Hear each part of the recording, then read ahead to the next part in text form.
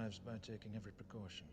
You've information for us? No, you already have the information. All the names and dates are inside your head. What you want, what you really need, is a story.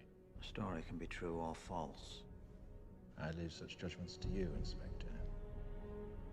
Our story begins, as these stories often do, with a young, up-and-coming politician. He's a deep party.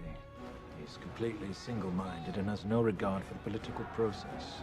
The more power he attains, the more obvious his zealotry, and the more aggressive his supporters become. Eventually, his party launches a special project in the name of national security. At first, it's believed to be a search for biological weapons, and it's pursued without regard to its cost. However, the true goal of this project is power, complete and total hegemonic domination. The project, however, ends violently. But the efforts of those involved are not in vain, for a new ability to wage war is born from the blood of one of the victims. Imagine a virus, the most terrifying virus you can, and then imagine that you, and you alone, have the cure. But if your ultimate goal is power, how best to use such a weapon? It's at this point in our story that along comes a spider. He is a man seemingly without a conscience, for whom the ends always justify the means, and it is he who suggests that their target should not be an enemy of the country, but rather the country itself.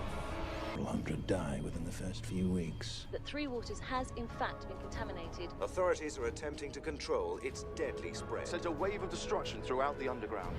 Fueled by the media, fear and panic spread quickly, fracturing and dividing the country until at last the true goal comes into view. Before the St. Mary's crisis, no one would have predicted the results of the election that year, no one. And then not long after the election, lo and behold, a miracle. Some believed it was the work of God himself, but it was a pharmaceutical company controlled by certain party members that made them all obscenely rich. A year later, several extremists are tried, found guilty and executed, while a memorial is built to canonize their victims. But the end result, the true genius of the plan, was the fear. Fear became the ultimate tool of this government, and through it, our politician was ultimately appointed to the newly created position of High Chancellor. The rest, as they say, is history. Can you prove any of this?